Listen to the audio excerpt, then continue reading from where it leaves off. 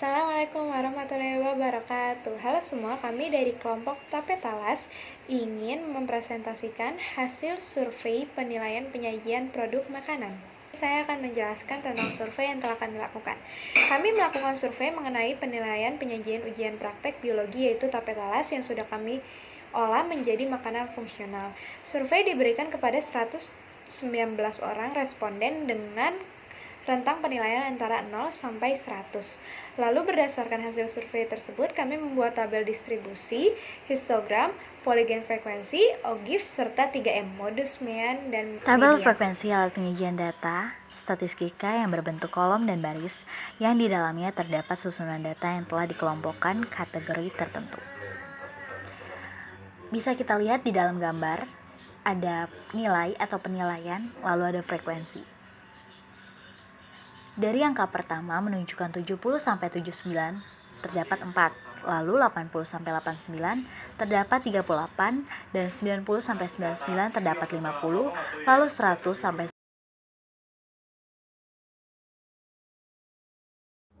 Perkenalkan, nama saya Andini Putri Rahayu. Di sini saya akan menjelaskan tentang histogram.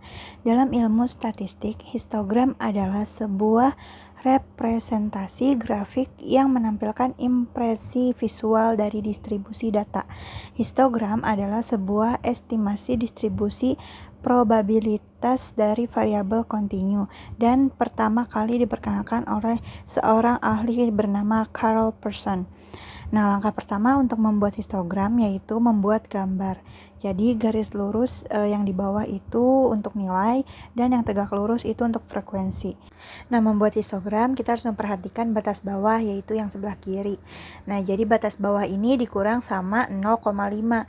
Jadi 70 dikurang 0,5 yaitu 69,5 dan seterusnya. Nah, batas atas kelas paling bawah yaitu yang 101, nah itu ditambah dengan 0,5. Jadi hasilnya yaitu 101,5. Nah, kita tuliskan nilai untuk frekuensinya dari yang paling terkecil. Setelah itu kita gambar histogramnya. Nah, kelas pertama dengan frekuensi 4 dan kelas selanjutnya dengan frekuensi 27 dan selanjutnya 38 dan frekuensi selanjutnya yaitu Poligon frekuensi merupakan diagram garis yang terbentuk dari suatu garis yang didapat dari penghubungan setiap tengah-tengah sisi atas persegi panjang yang berdampingan. Selanjutnya kita akan mencari mean, median, dan modus. Mean sendiri adalah rata-rata. Untuk rumusnya, X sama dengan sigma FI dikali XI per sigma FI. Keterangannya, X sama dengan rata-rata, XI sama dengan titik tengah interval kelas I, FI sama dengan frekuensi kelas I, dan sigma sama dengan notasi sigma atau jumlah. Di sini ada tabel untuk kolom pertama ada nilai, selanjutnya frekuensi, selanjutnya nilai tengah, dan terakhir FI dikali XI. Masukkan terlebih dahulu data nilai dan frekuensi yang telah dibikin tadi dan ditambahkan nilai tengah dan FI dikali XI. Untuk mencari nilai tengah, batas bawah ditambah batas atas dibagi 2. Untuk batas bawahnya yaitu 70 dan batas atasnya yaitu 79. Jadi 70 ditambah 79 dibagi 2. Ketemu 74,5 itu untuk nilai tengahnya. Dan selanjutnya seperti itu 80 ditambah 89 dibagi 2 ketemu 84,5, selanjutnya 94,5, selanjutnya 40,2. Dan untuk selanjutnya FI dikali XI atau frekuensi dikali nilai tengah yaitu 4 dikali 74,5 ketemu 294. 38 dikali 84,5 hasilnya 3211 dan selanjutnya seperti itu. Sama caranya ketemu selanjutnya 4725, selanjutnya yang terakhir 1085,4. Untuk sigma F kali XI sama dengan 9319,4. Dan langsung saja masukkan ke rumusnya yaitu X sama dengan sigma FI kali XI per sigma FI. Untuk sigma Fi kali Xi yaitu 9319,4 dan untuk sigma Fi 119. Langsung saja dibagi 9319,4 dibagi 119 ketemu 78,314. Ini untuk nilai rata-ratanya. Selanjutnya yaitu median atau nilai tengah. Untuk rumusnya sendiri yaitu ME sama dengan TB ditambah N per 2 dikurang FK per FME dikali P. Keterangannya ME adalah median, TB adalah tepi bawah, FK adalah frekuensi kumulatif, FME adalah frekuensi median, dan P adalah panjang kelasnya. Di sini ada tabelnya. Jadi tabel ini ada nilai dan frekuensi dan FK atau F frekuensi kumulatif.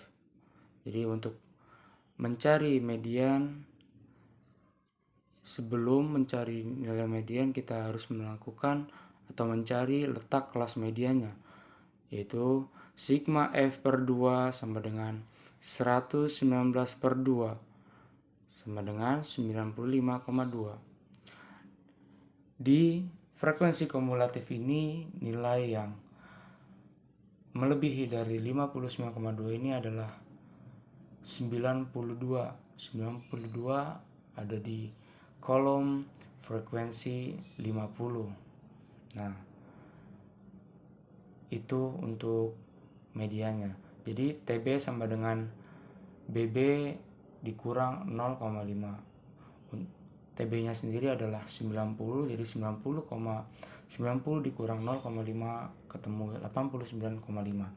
Untuk FK-nya yaitu FK itu frekuensi kumulatif sebelumnya, jadi sebelumnya 92, jadi 42. Jadi FK-nya sama dengan 42. Untuk FME-nya sama dengan 50. FME itu nilai frekuensi medianya yang 50 ini yang bulatin. Itu untuk FME-nya, untuk P-nya itu 10 panjangnya. Langsung saja masukkan ke rumusnya. ME sama dengan TB ditambah N per 2 dikurang FK per FME dikali P.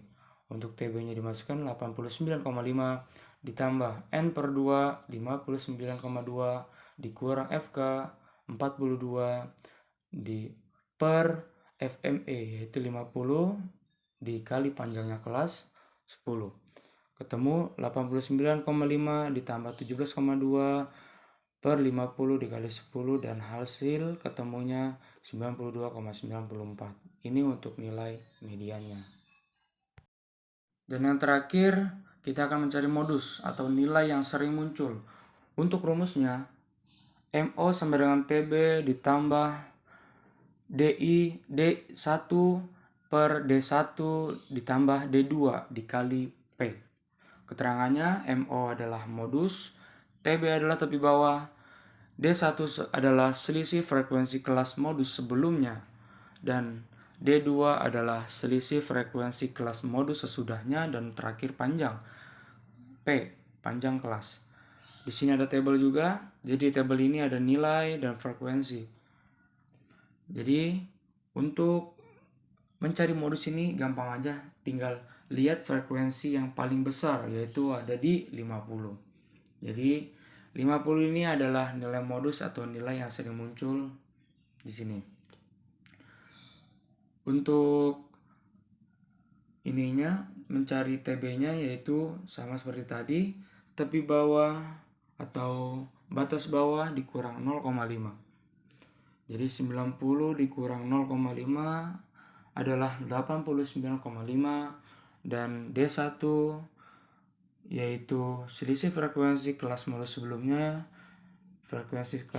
jadi 50 dikurang, ini kan selisih, dikurang 38, jadi kelas sebelumnya gitu, kayak sebelumnya 50 itu 38, jadi 50 kurang 38 ketemu 12, dan selanjutnya D2 50 dikurang 27. Kenapa 27? Karena sesudahnya. Jadi sesudahnya kelas modus 50 yaitu 27 dikurang. Jadi 50 kurang 27 sama dengan 23. dan panjangnya yaitu 10. Langsung saja kita masukkan ke rumusnya.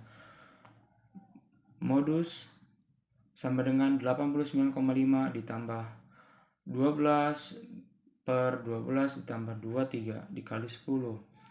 Dan selanjutnya 89,5 ditambah 12 per 35 dikali 10, dan ketemu hasilnya 92,92,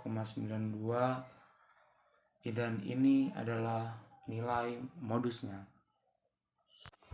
Jadi, di video ini saya akan menjelaskan mengenai OGIF. OGIF terbagi menjadi dua, ada OGIF positif, ada OGIF negatif. Nah, untuk mencari tabel distribusi frekuensi ini sudah dijelaskan oleh teman saya di video sebelumnya. Oke, sekarang saya akan menyajikan data dalam tabel ini ke dalam bentuk diagram OGIF, baik OGIF positif maupun OGIF negatif. Pertama, saya akan menentukan dalam bentuk OGIF positif terlebih dahulu. Untuk menentukan dalam bentuk OGIF positif, saya butuh dua kolom tambahan. Kolom tambahannya apa saja? Yang pertama adalah tepi atas dari tiap-tiap nilai. Kolom yang kedua adalah frekuensi kumulatif kurang dari sama dengan tepi atas. Oke, bagaimana kita ketahui bersama untuk menentukan tepi atas ini, kita tinggal menjumlahkan nilai yang lebih dari batas ini dengan angka 0,5. Sehingga kita peroleh tepi atas pertama ada 79,5, yang kedua ada 89,5, yang ketiga ada 99,5, yang keempat ada 101,5. Untuk menentukan frekuensi kumulatif kurang dari sama dengan tepi atas, kita lihat dari baris pertama. Berarti, saya akan menentukan banyaknya data yang kurang dari sama dengan 79,5. Nah, tentunya bagi pendata yang kurang dari 79,5 ada sebanyak 4. Kemudian, banyaknya data yang kurang dari sama dengan tepi atas 89,5 ada sebanyak 2 baris, baris pertama dan baris kedua. Jadi, tinggal kita jumlahkan frekuensi kumulatifnya untuk mendapatkan frekuensi kumulatif kurang dari sama dengan tepi atas. Jadi, 4 ditambah 38 sama dengan 42. Untuk data 99,5 yang kurang dari sama dengan tepi atas ada 3 baris. 4 ditambah 38 ditambah 50 sama dengan 92. Dan untuk data 101,5 yang kurang dari sama dengan tepi atas ada 4 baris. 4 ditambah 38 ditambah 50 ditambah 27 mendapatkan hasil 119. Oke, setelah itu saya akan membuat OGIF dengan bantuan koordinat kartesius. Jadi, ada sumbu mendatar, ada sumbu tegak. Sumbu mendatarnya menyatakan nilai yang diperoleh dari tepi atas nantinya. Dan untuk sumbu tegaknya itu akan ditentukan dari frekuensi kumulatif. Nah, tentunya titik asalnya dimulai dari 0. Kemudian nilainya kita mulai dari 69,5 atau dari tepi atas terlebih dahulu. Kemudian kita lanjut 79,5, 89,5, 99,5 sampai yang terakhir 101,5. Nah, untuk frekuensi kumulatifnya saya akan cukup mencantumkan angka-angka yang sudah saya peroleh ini saja. Yang pertama ada 4, yang kedua ada 42, yang ketiga ada 92, dan yang terakhir ada 119. Nah, langkah selanjutnya saya akan menentukan titik-titik yang menghubungkan nilai dengan frekuensi kumulatifnya.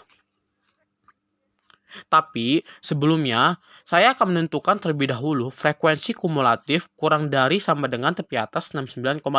Tentunya tidak ada data yang lebih kecil dari 69,5 sehingga mendapatkan data 0.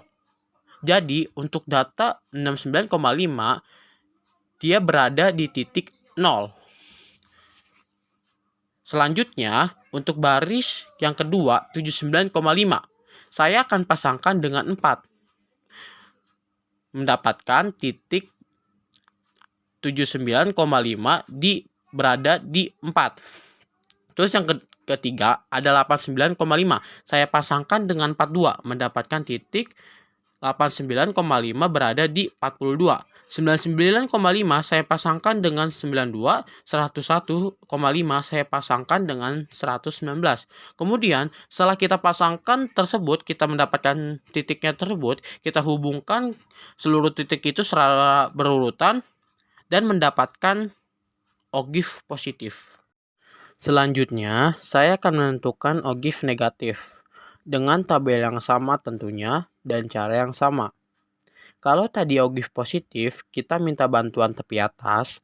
Nah, sekarang untuk ogive negatifnya, kita minta bantuan tepi bawah. Dan frekuensi kumulatif lebih dari sama dengan tepi bawah. Untuk menentukan tepi bawah, dari masing-masing nilai, kita tinggal mengurangkan setiap nilai yang lebih kecil. Ini dengan angka 0,5. Sehingga yang tadinya 70, tepi bawahnya menjadi 69,5. Yang tadinya 80 menjadi 79,5. Yang tadinya 90 menjadi 89,5. Yang tadinya 100 menjadi 99,5. Sementara itu, untuk menentukan frekuensi kumulatif lebih dari sama dengan tepi bawah, kita lihat dari baris pertama. Banyaknya data yang lebih besar dari 69,5. Data terkecil kita bisa lihat di sini 70. Tentunya semuanya memenuhi. Sehingga kita tinggal jumlahkan untuk mendapatkan frekuensi kumulatif lebih dari sama dengan tepi bawah. Tinggal kita jumlahkan frekuensi ini ya. Setelah kita jumlahkan, kita akan mendapatkan hasil 119.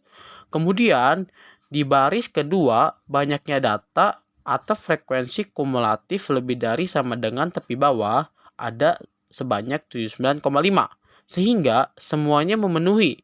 Hanya baris pertama saja yang tidak memenuhi. Jadi, tinggal kita kurang 119 dengan angka 4. Jadi, dapatlah frekuensi lebih dari sama dengan tepi bawah 79,5 sebanyak 115. Dengan cara yang sama, untuk frekuensi kumulatif lebih dari sama dengan tepi bawah 89,5, tinggal kita kurangkan dengan 38 mendapatkan hasil 77. Selanjutnya tinggal kita kurang 50 mendapatkan hasil 27. Oke, langkah selanjutnya kita akan membuat koordinat kartesius. Sama ya sama ogive positif tadi. Sumbu mendatarnya nilai sumbu tegaknya frekuensi kumulatif. Nah, kita mulai dari titik dasarnya yaitu 0. Oke, kita cantumkan batas bawahnya terlebih dahulu atau nilainya. Yang pertama ada 69,5, yang kedua ada 79,5, yang ketiga ada 89,5, dan yang terakhir ada 99,5. Gitu ya. Kita lebihkan satu lagi yaitu 101,5. Kemudian untuk frekuensi kumulatifnya, cukup kita tampilkan angka-angka yang kita peroleh tadi, mulai dari 27 sampai 119. Oke, yang pertama, kita tentukan titik baris pertama. Titik yang kita peroleh tepi bawahnya 69,5. Frekuensi kumulatifnya 119. Nah, ini titik yang pertama. Kemudian 79,5 dengan 115 kita pasangkan mendapatkan titik kedua. Nah, yang ketiga 89,5 dengan angka 77 kita pasangkan mendapatkan titik yang ketiga. Nah, yang keempat 99,5 dengan 27 kita pasangkan mendapatkan titik yang keempat, dan yang terakhir adalah banyaknya data yang lebih dari 100,5. Kalau kita perhatikan di sini tidak ada data yang lebih dari 101,5 sehingga banyaknya data adalah 0. Gitu ya. Oke, dari titik-titik ini setelah kita dapatkan semua hasilnya, kita akan hubungkan secara berurutan. Maka setelah kita hubungkan, kita akan memperoleh yang namanya ogive negatif. Kenapa kita sebut ogive negatif? Karena garisnya tegak lurus menuju ke bawah.